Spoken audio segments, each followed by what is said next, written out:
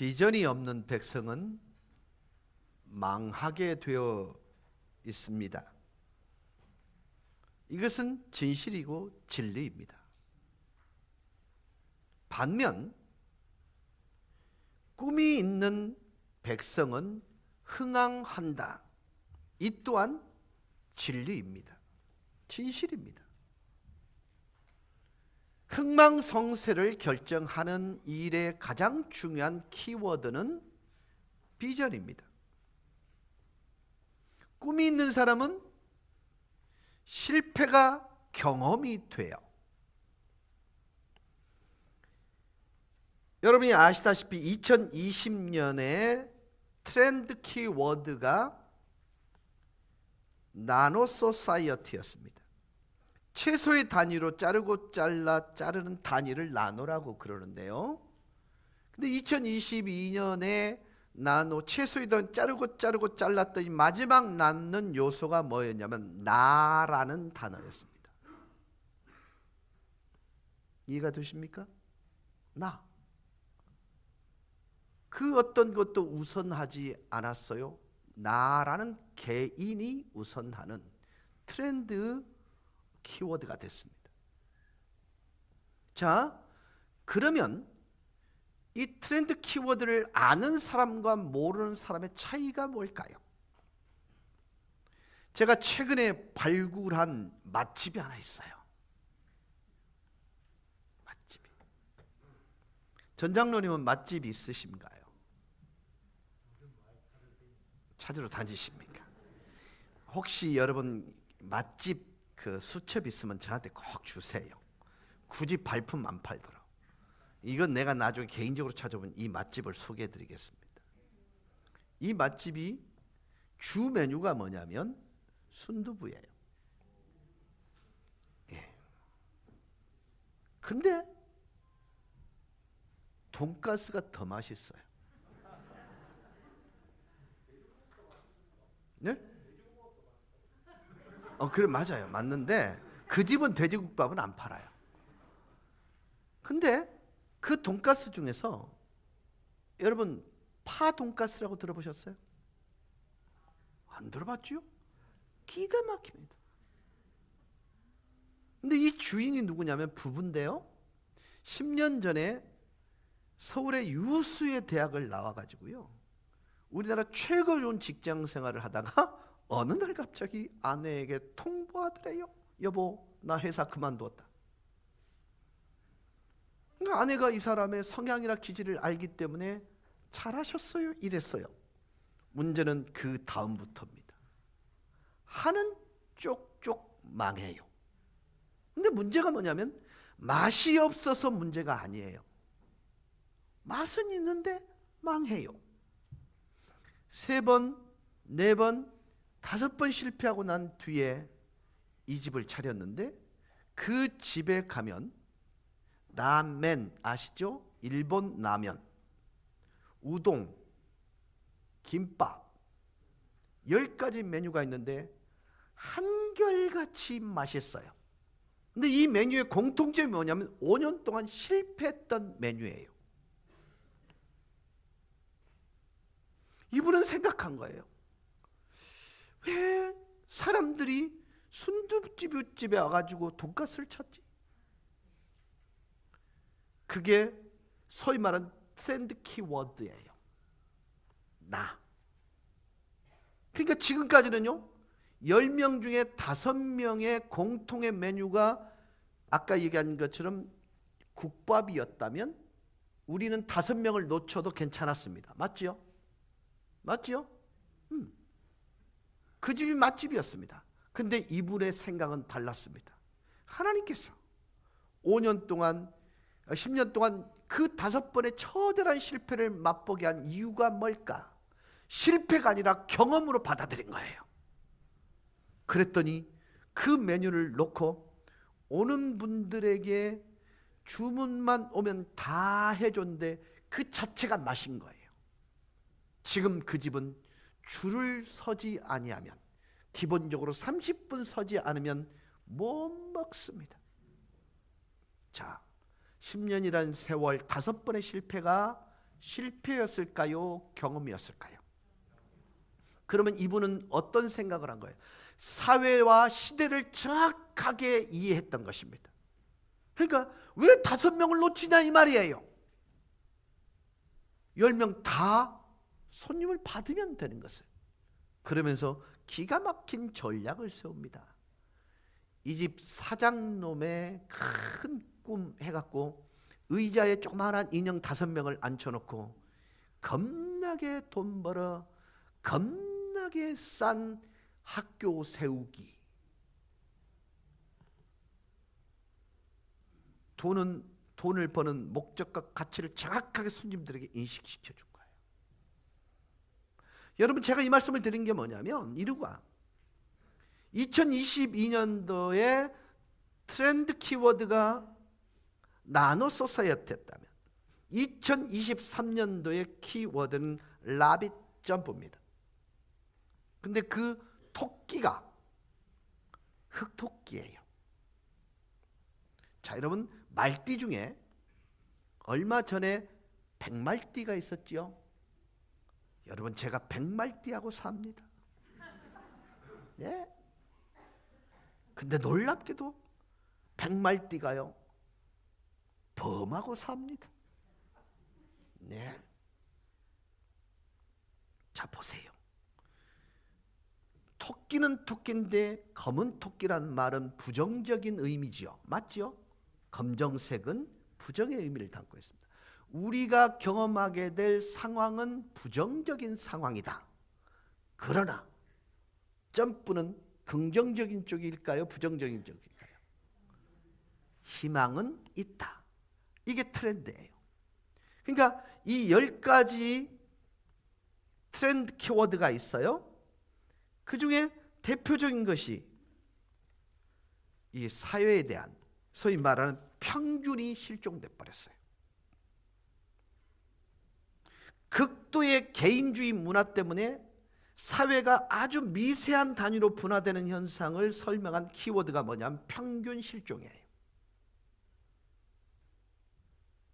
이게 뭐냐면 나노화된 개인을 보여주는 트렌드라고 얘기하는데요.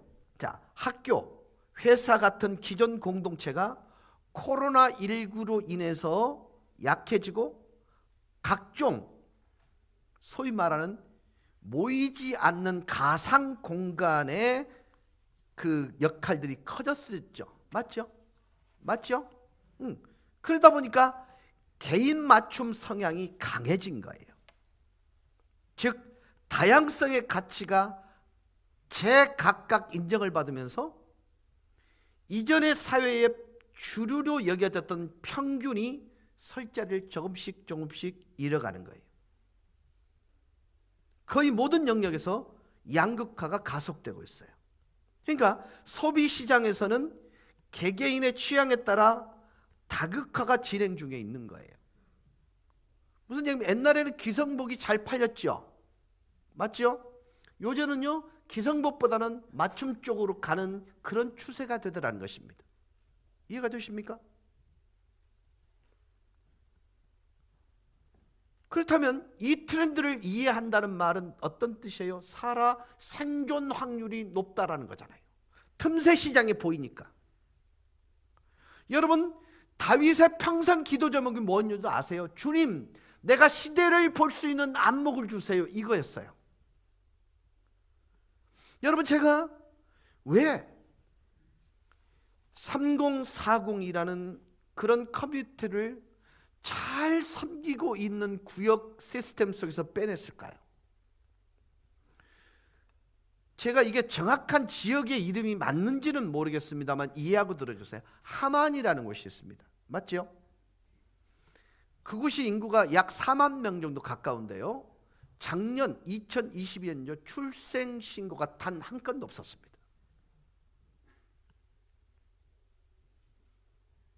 근데 놀랍게도 명곡교회는 작년에 16가정의 유아 세례를 주었습니다.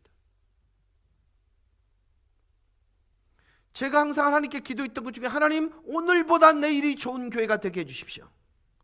그러다 보니까 30대 40대 가정들에게 공통된 문화적 가치와 언어들이 있더라는 거예요.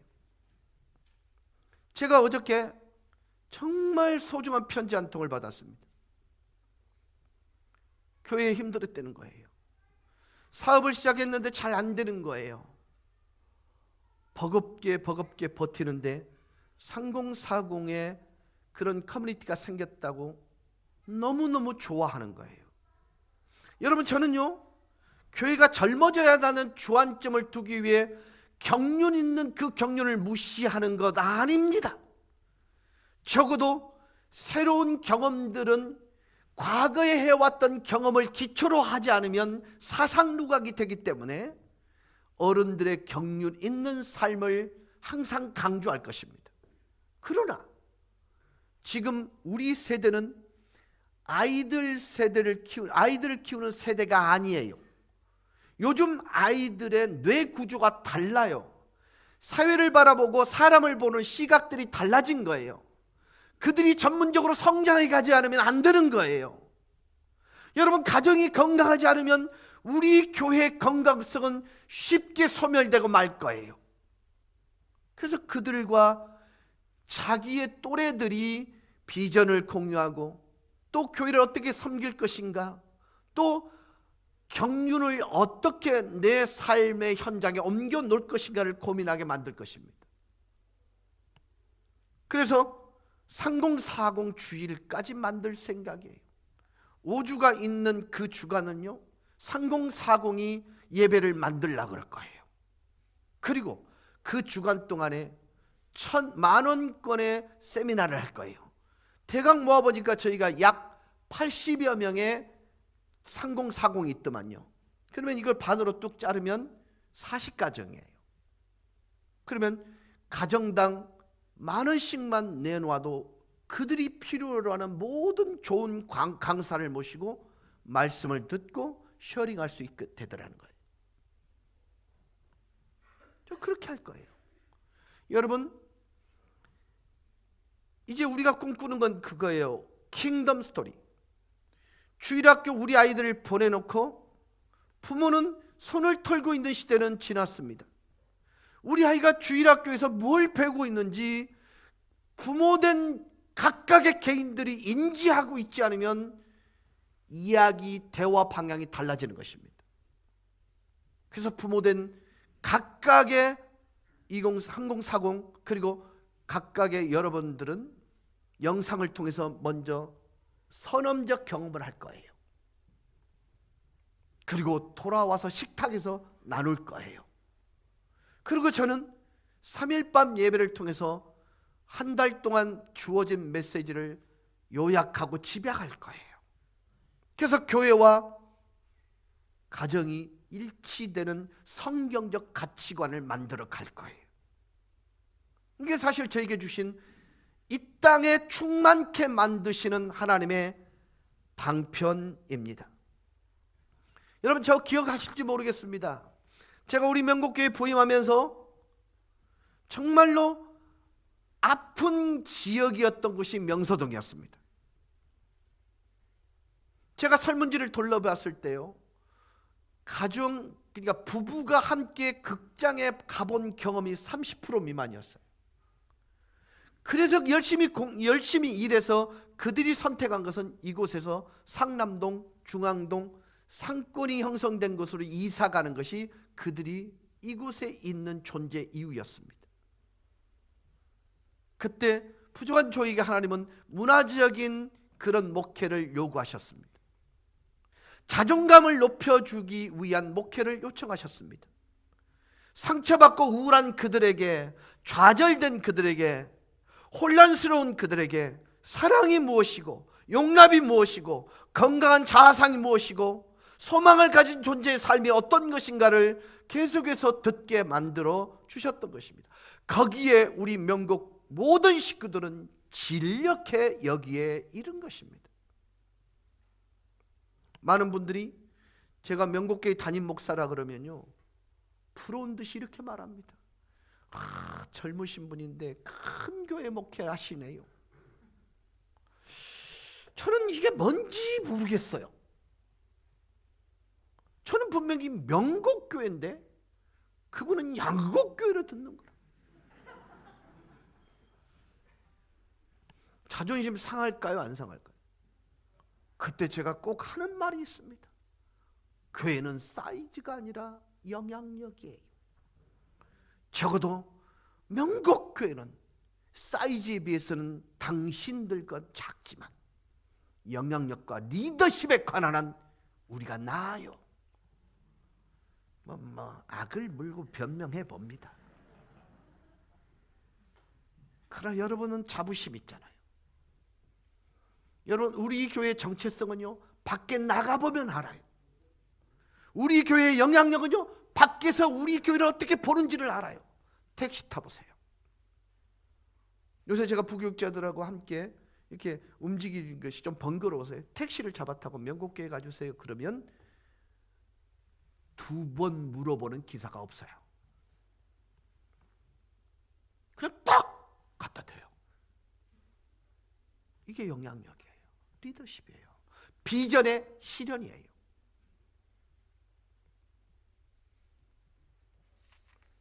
창원에서 1000여 명에 가까운 그리스도인 명곡 성도들이 그리스도의 복음을 나누는 것. 여러분, 그런 꿈을 꿔봐요.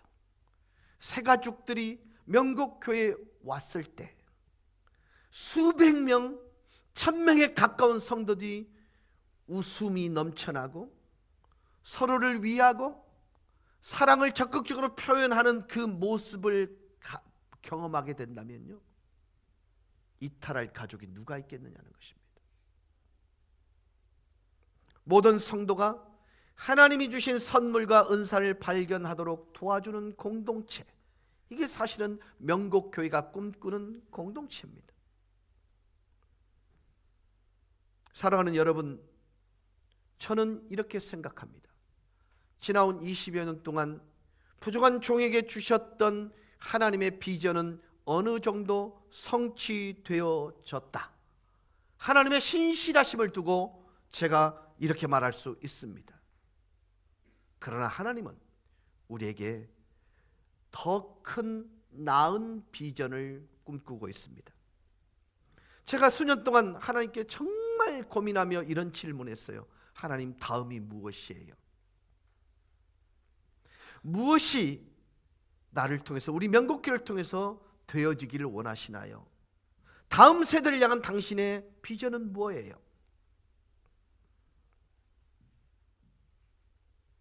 주님께서 주신 응답은, 이 목사, 내 비전은 달라지지 않았어 였습니다. 명곡교회는 예수 그리스도께서 이 땅에 오셔서 행하였던 그 일을 고스란히 실현해 가는 것입니다.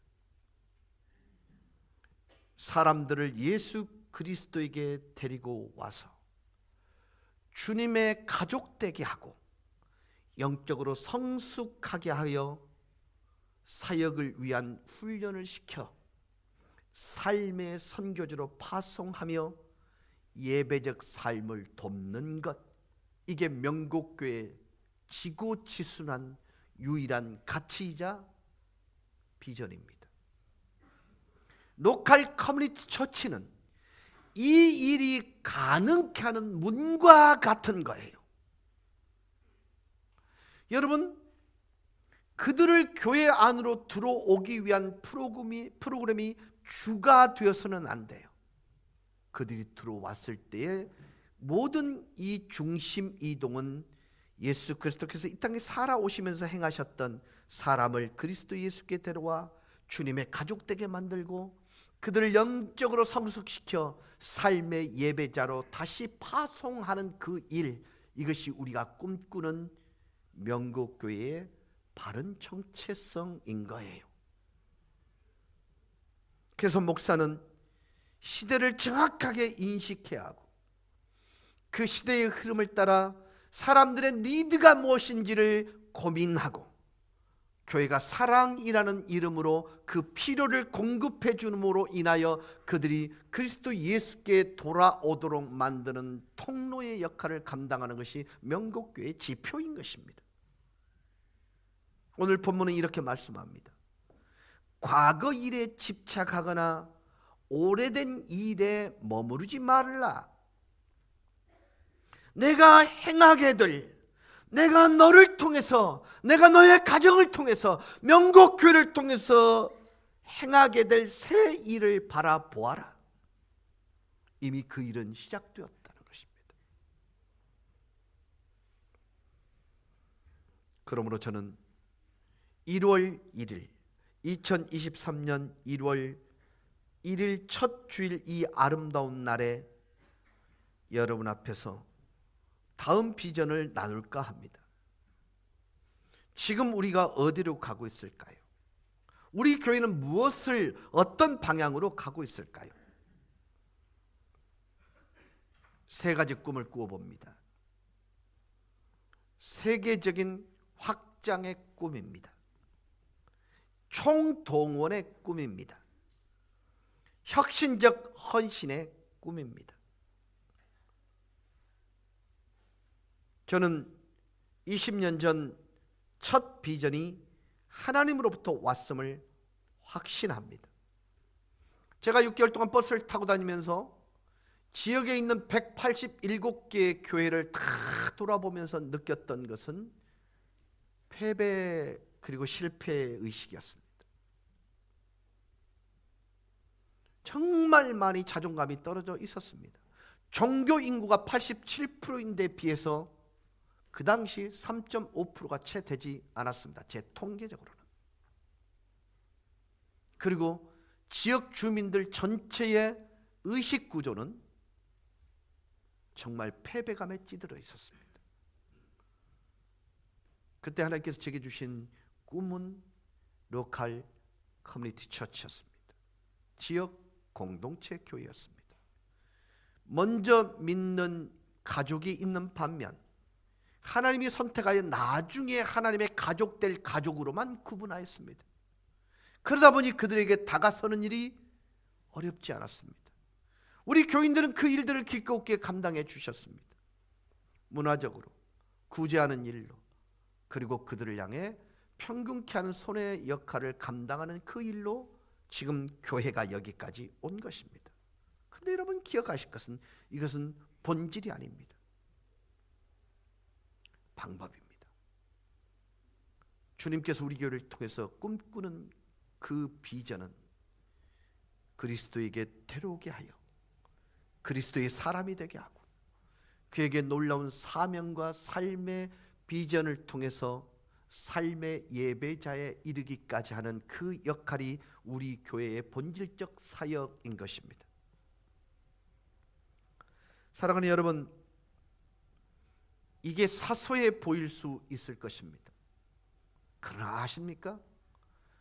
이러한 작은 싹이 씨앗이 땅에 떨어져 죽음으로 인하여 싹이 나고 꽃이 피고 그리고 열매가 맺혀집니다. 그 자리에 또다시 싹이 나고 꽃이 피고 그리고 열매가 맺히는 것입니다. 이 일들이 세대에 걸쳐 계속 반복됨으로 인하여 이 지역 자체가 기독교 문화를 형성하는 그런 놀라운 일들을 경험하게 되는 것입니다.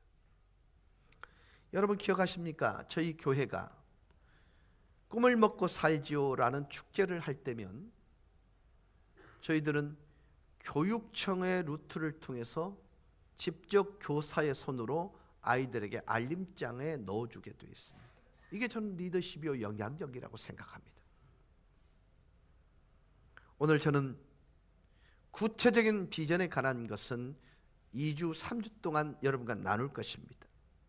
그래서 우리가 꿈꾸는 이 꿈이 무엇인지에 관한 이 얘기를 조금만 나누려고 합니다. 오늘 큰 그림 중에 하나는 명곡 교회는 하나님의 나라가 세계로 확장되는 꿈을 갖는 것입니다. 마태복음 6장 3절에서 이렇게 말씀합니다.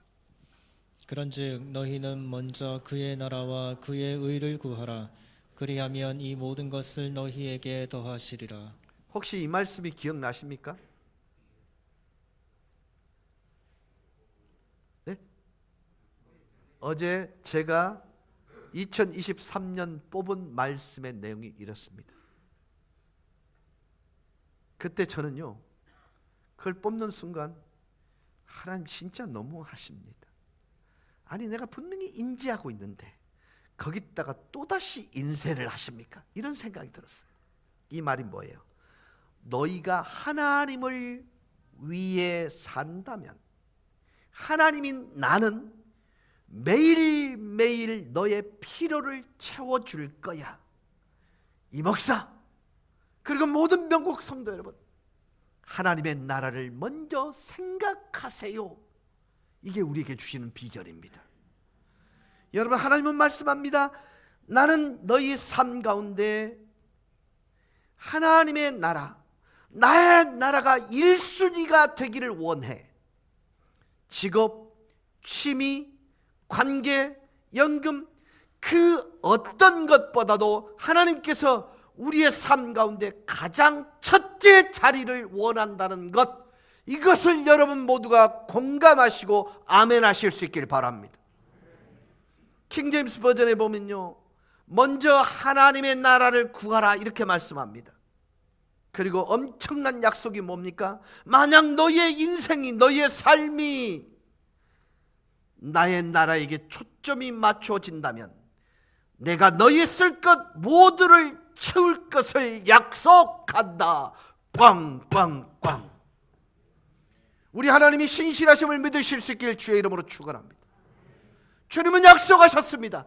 그분이 우리 인생의 우선순위가 되었을 때 우리의 모든 니드, 필요는 채우신다고요.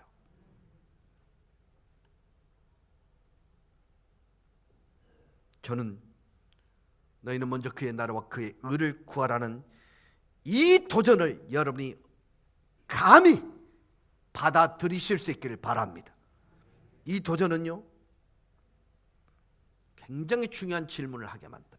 하나님의 나라가 무엇입니까?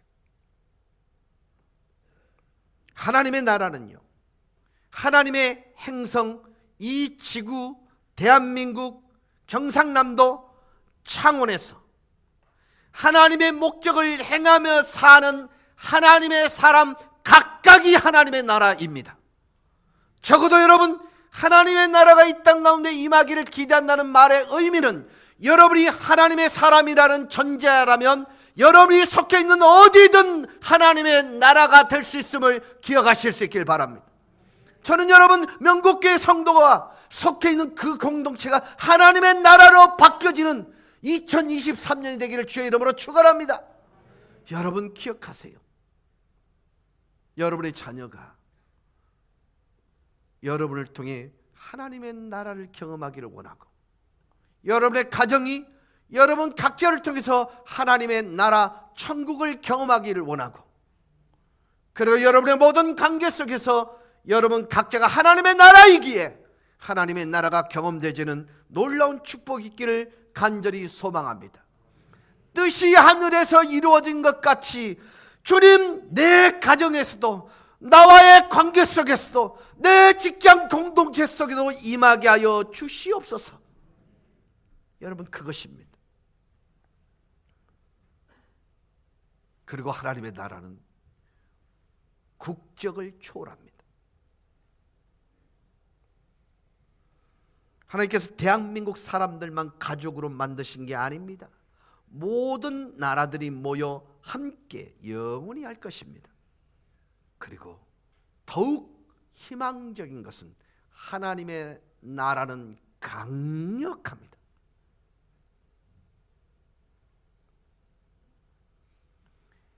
여러분, 대한민국의 순교자의 90%가 전남, 전북입니다. 그들은 하나님의 우선순위를 빼앗기지 않기 위하여 목숨을 담보로 걸었습니다. 그 결과 군산 같은 지역은요, 기독교 인구가 40%에 육박합니다. 전라도의 평균 기독교 인구가 30%입니다. 왜요? 기독교는 피를 먹고 자라는 종교이기 때문에 그렇습니다.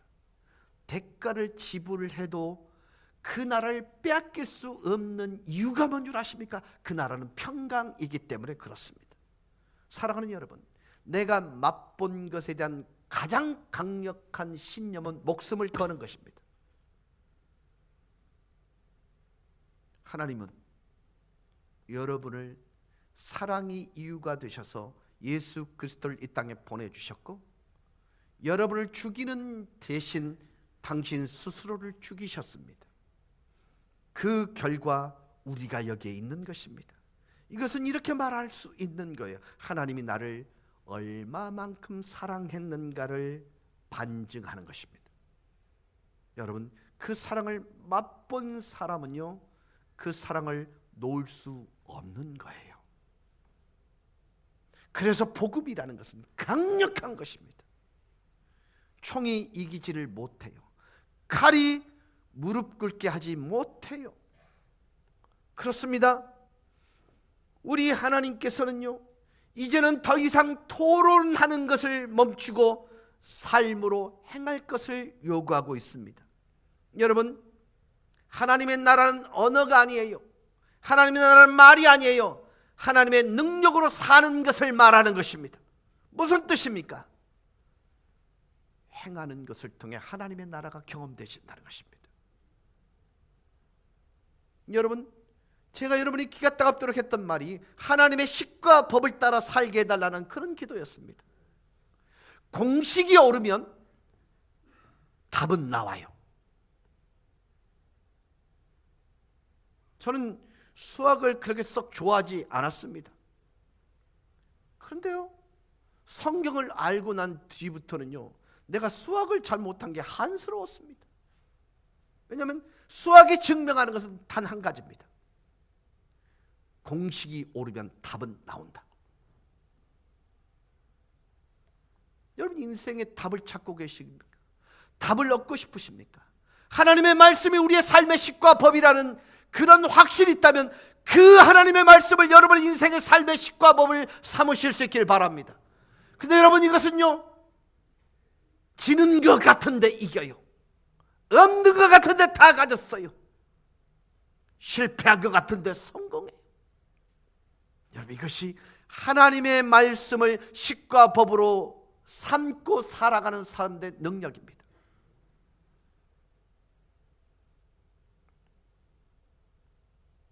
그분의 나라는 어떤 사업이나 기업이나 정부나 정치보다도 강력합니다. 하나님의 나라는 훨씬 큽니다. 모든 것을 초월하고 국적을 초월하고 강력합니다. 그리고 하나님의 나라는 어떤 것도 무너뜨릴 수 없는 나라입니다. 적어도 여러분, 적어도 그 하나님의 나라가 여러분의 것이라고 확신할 수 있다면 세상이 여러분을 감당할 수 없게 되게 되어 있습니다.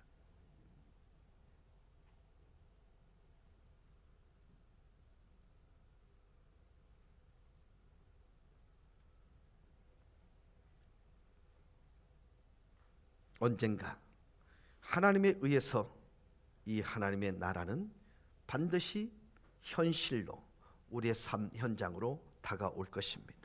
만약 여러분이 역사의 승리편에 서고 싶으시다면 하나님의 나라를 붙드실 수 있기를 주 예수 그리스도의 이름으로 간절히 축원합니다.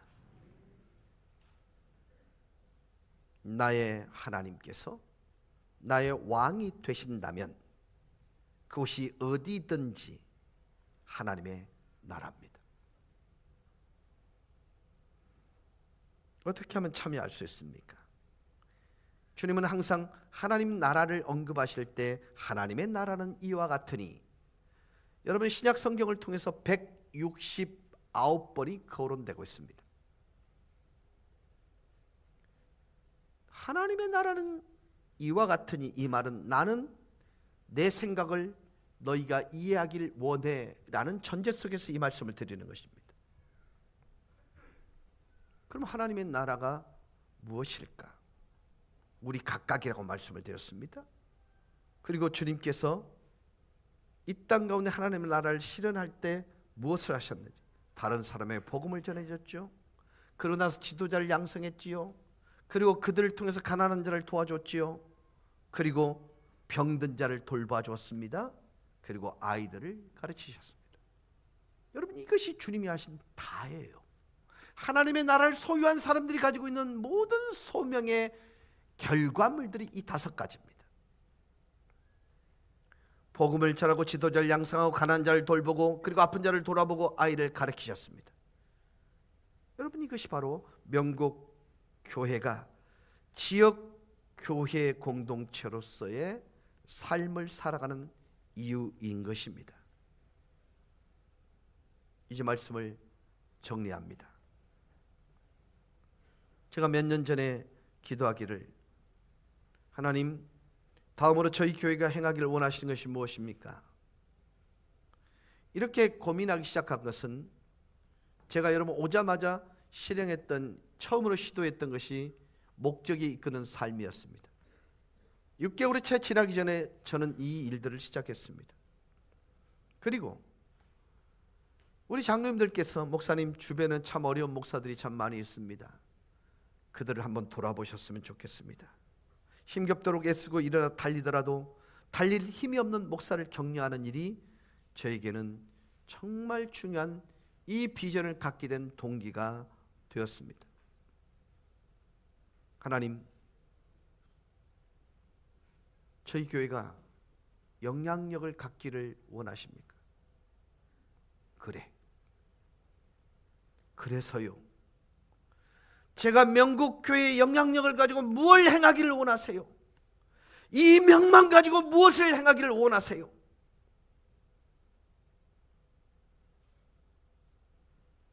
우리 교회의 이익을 위한 것이 아니야 라는 답은 주셨습니다. 저는 하나님께서 여러분에게 여러분 자신만을 위해 돈과 명성을 주셨다고 생각하지 않습니다. 저는 다시 질문했습니다. 주님, 이것 가지고 뭘 해드릴까요? 저는 말씀을 찾고 또 찾기 시작했습니다. 근데 하나님께서 시편 72편으로 저를 인도하셨습니다. 여러분, 72편은 솔로몬이 더 큰 권세를 달라고 기도하는 내용입니다. 여러분, 한번 생각해보세요. 솔로몬은 이미 가장 강력한 군주였습니다. 가장 힘있는 사람이었습니다. 부자였습니다. 지혜자였습니다. 강력한 왕국의 왕이었습니다. 근데 시편 72편은 하나님, 저는 하나님께서 저를 더욱 권세 있는 사람으로 만들어주기를 원합니다. 저를 더 힘있게 해주세요. 제 삶에 더 큰 축복을 주세요. 제 명성을 다른 나라까지 퍼지게 해주십시오. 저 시편을 쭉 읽으면, 시편 72편 읽으면서 아, 인간 진짜 욕심 많네, 이런 생각을 했습니다. 근데 솔로몬은 이렇게 얘기합니다. 그리하셔서 빈궁한 자를 구제하며 가난한 자를 도우며 집 없는 자를 지키며 약자들을 보호하고 갇힌 자를 돌아보며 그리고 이방인들을 안전하게 보호할 수 있도록 해주세요. 여러분, 방점이 뭐예요? 더 큰 영향력을 원했던 솔로몬의 기도는 뭡니까? 그 영향력으로 이 사회에서 소외된 자들을 보듬게 해달라는 것입니다.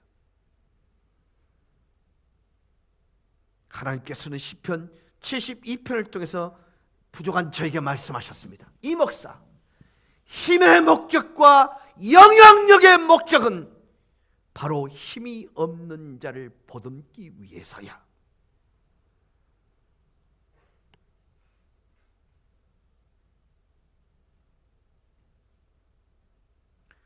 솔직히 고백하죠. 어떨 때는 제가 창원에서 가장 큰 교회를 만들고 싶었던 이유는 내가 이 정도야를 증명하고 싶었던 적도 있었을 것입니다.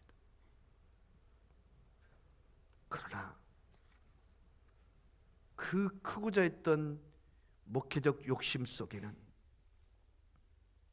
과부들과 고아를 위하는 부분은 없었습니다.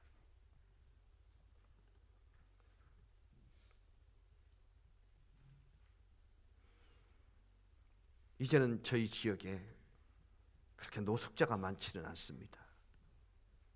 그래서 다시 말씀을 찾기 시작했고,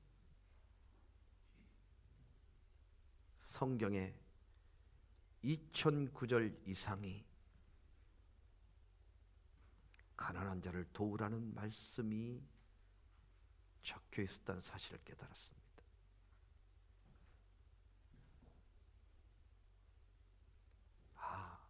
하나님의 말씀 중에 2000구절을 내가 놓쳤구나.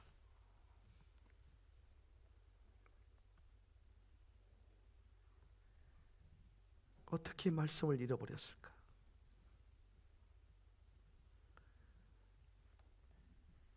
힘겹고 어려운 검은 토끼 시대에 우리가 점프해야 될 이유는 하나님께서 주시는 힘이 무엇이든 간에 우리의 남은 인생은 힘없는 자를 보듬기 위해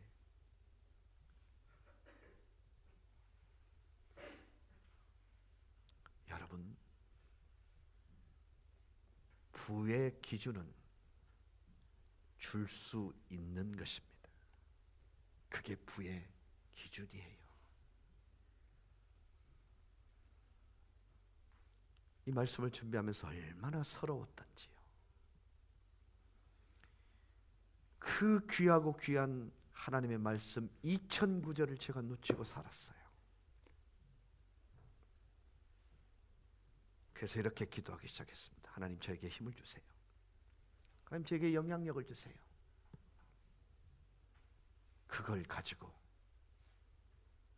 이제는 품이 필요한 사람들에게 품을 내드릴게요. 명곡 성도 여러분, 다른 교회는 잘 모르겠어요. 그런데 우리 교회는 가능해요. 가능해요.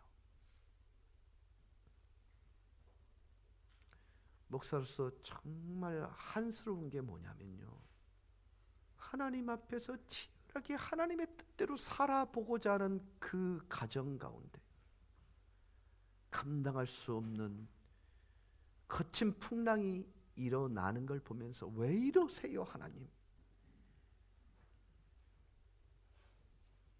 어쩌라고요? 네가 그 곁에 있지 않니? 이 힘겨운 인생살이를 살아가는 이 지역인들에게 명곡교회가 있지 않니? 그 가정 곁에 네가 있지 않니? 여러분, 이것이 부족한 종에게 주셨던 애정어린 하나님의 꾸지람이었습니다. 그래서 저는 더욱 크게 되려고 합니다. 더욱 영향력 있게 되기를 원합니다. 혹여 잘못된 힘을 가지게 되면 하나님이 저를 꺾어버리실 것입니다. 여러분 아십니까? 목사의 추락은 감당이 안 될 만큼의 추락이 될 것입니다. 그러나 하나님의 나라와 의를 위하여 우선순위를 두게 될 때 그 힘과 영향력은 강력한 무기가 될 것입니다. 2023년 새롭게 하소서. 주님, 이미 실현해 가고 있는 우리의 비전들이 새롭게 되기를 원합니다. 이 아름다운 비전과 꿈이 저를 통해서 그리고 여러분을 통해서 실현되어지기를 주 예수 그리스도 이름으로 간절히 축원합니다. 우리 다 같이 기립하셔서 힘있게 찬송하며 나가십시다.